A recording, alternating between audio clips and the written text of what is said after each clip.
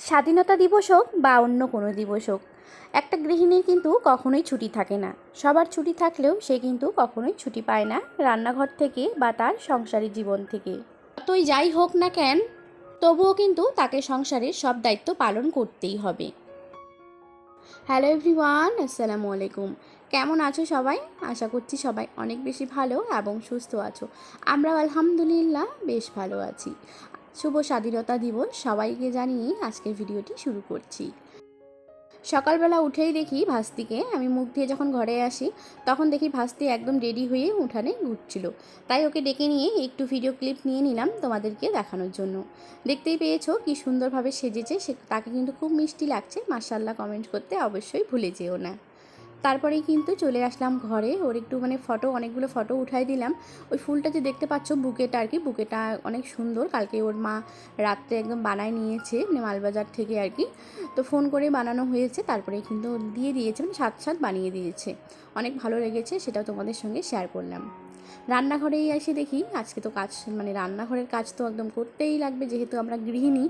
সেই গৃহিণী স্বাধীনতা দিবসই হোক বা আরও কি ঈদেই হোক, যে কোনো পরব অনুষ্ঠান বা যে কোনো ওকেশানেই হোক না কেন, আমাদের কিন্তু কাজ করতেই হবে। যেই কাজ আমাদেরকে করার ডেলি লাগে সেই কাজ কিন্তু করতেই হবে।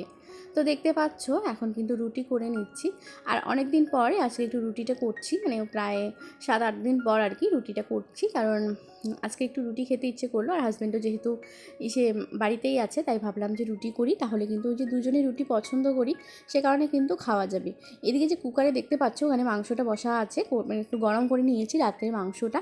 রাতে তো একদম কষা কষা মাংস করেছি, সে কারণে ভাবলাম যে রুটি করলে হাজব্যান্ডও মাংস দিয়ে রুটি খেতে পছন্দ করে, তবে আমিও কিন্তু অনেক পছন্দ করি। তার জন্য কিন্তু দেখতে পাচ্ছ প্রথমে কিন্তু 5টা রুটি করে নিয়েছিলাম, ওই ভাসুরের ছেলেকে একটা দিয়ে আমাদের জন্য দুজনের জন্য দুটো দুটো করে রাখলাম। তারপরে আবার এক্সট্রা কিন্তু 2টা করে নিয়েছিলাম, 2টা কি 1টা করে নিয়েছিলাম, ওই আমাদের জন্য 5টা রেখে ওকে তারপরে একটা দিয়ে দিয়েছিলাম। তো দেখো আজকে কিন্তু মাশাআল্লাহ আমার রুটিগুলো ভালো গোলেই হচ্ছে, তো সেজন্য কিন্তু ভালো লাগতেছে। তবে জানো তো, একটা দিক নিতে একটা দিক আমার একটু হলেও গন্ডগোল হবে।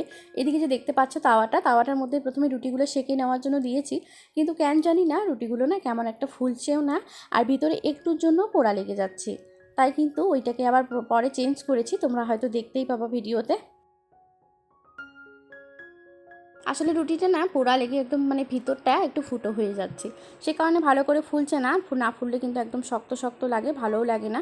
তো এদিকে কিন্তু রুটিগুলো করে নিচ্ছিলাম, আর এদিকে একদম ভিডিওটা আজকে একদম অফে করিনি, কারণ ওই যে ঝামেলা মনে হচ্ছে যে থাক ভিডিও চলাকালীনই আমি কাজগুলো করে নিই।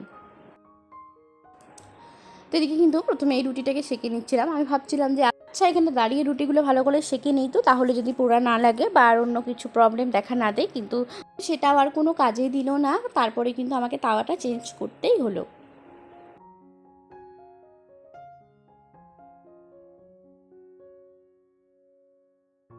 এখন কিন্তু কড়াইটা দিয়ে দিলাম, সাথে গ্যাসটাও ধরিয়ে দিলাম। এখন একটু কড়াইটা গরম হোক, আর এই কালো কড়াইটার মধ্যেই নিয়ে আসলাম। নতুন কড়াইটার মধ্যে কালকে একটু ভাজা করেছি, সেই ভাজাটাও একটু রয়ে গেছে, সে কারণে কিন্তু ওটাও হলো না। তো দেখো এদিকে কিন্তু কড়াইতে কি সুন্দরভাবে রুটিগুলো ফুলছে, একদম ফুচকার মতো হয়ে যাচ্ছে।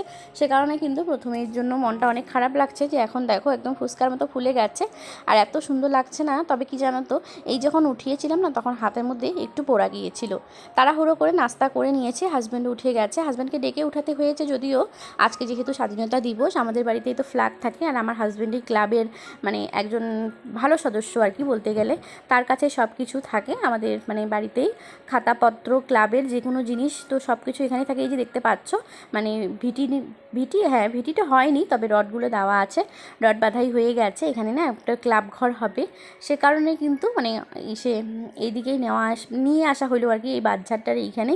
আর এই যে ক্লাবের কাজগুলো হয় সেই কাজ সব কিছু আমার কাছেই থাকে।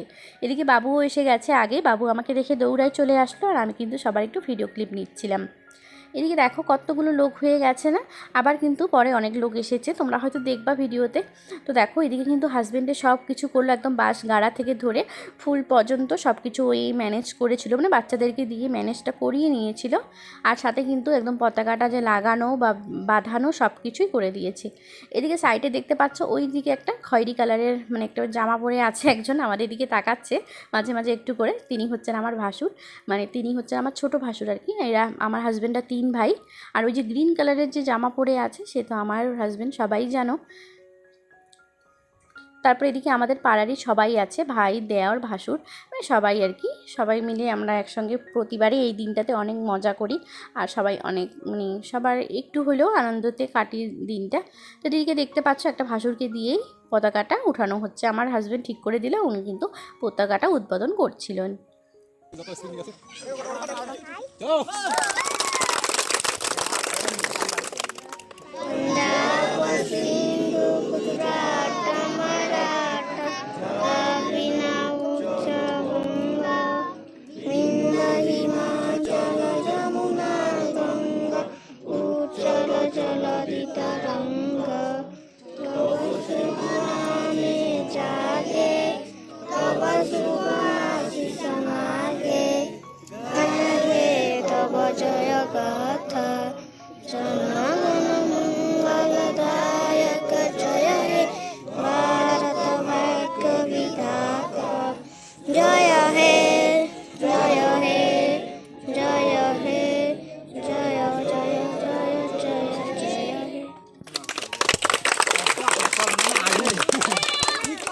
এই যে দেখতে পাচ্ছ এইটুকুনের জন্যই কিন্তু আমরা কাজ বাজ ছেড়ে সব কিছু ফেলে এভাবেই চলে আসি এই যে চকলেট খাওয়ার জন্য। আজকেও আমাকে দিয়েছে প্রায় 5-6টার মতো চকলেট। এখান থেকে কিন্তু পাড়ার বাচ্চাদেরকে একটা করে ড্রয়িং খাতা দিয়েছে, সাথে একটা করে মানে রঙের প্যাকেট আর একটা করে কেক দিয়েছিল। আর বড়োদেরকে তো চকলেট, সে তো অন্য একটা জায়গায় হয়েছিল আর কি, সেখানে আমাদের চকলেট আর ওইদিকে ওরা গিয়েছিল। তো ওখানে কিন্তু আবার ছোটো যেগুলো একটু বড় বাচ্চা আছে তাদেরকে রুল পেন্সিল। দেখো ওইদিকে আমার ছেলে কতগুলো খেলার জিনিস নিয়ে বসে পড়েছে একদম বিছানায়। আবার এখন ও বায়না ধরেছে মোবাইলের জন্য। ওইদিকে কিন্তু রং পেন্সিল, তারপরে ড্রয়িং মানে আর্ট খাতা আর কি, সব কিছু একদম একবারে নিয়ে নিয়ে মানে বিছানার মধ্যে পুরা এলোমেলো করে দিয়েছে। এখন চাচ্ছে মোবাইল। কি চাচ্ছ তুমি? তুমি খাওয়ার দোয়াটা বলতে পারো? আগে খাওয়ার দোয়া বলো, তখন মোবাইল দিব। এদিকে আগায় আসো। থাক, হ্যাঁ এখানে বলো। হুম হুম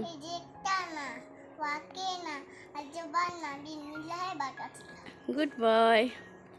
আর যখন খাই আমরা তখন কি বলতে হয়? লাকাত। Good boy. হুম কি বলে? তাই দেখো, খাওয়ার দোয়া বললো, তারপরে খাওয়ার সময় যেটা বলতে হয় সেটাও বললো ও মোবাইল। তারপরে ওকে একটু মোবাইলটা দিয়েছিলাম আর কি, মোবাইল দিয়ে আমি স্নান করতে চলে গেছি।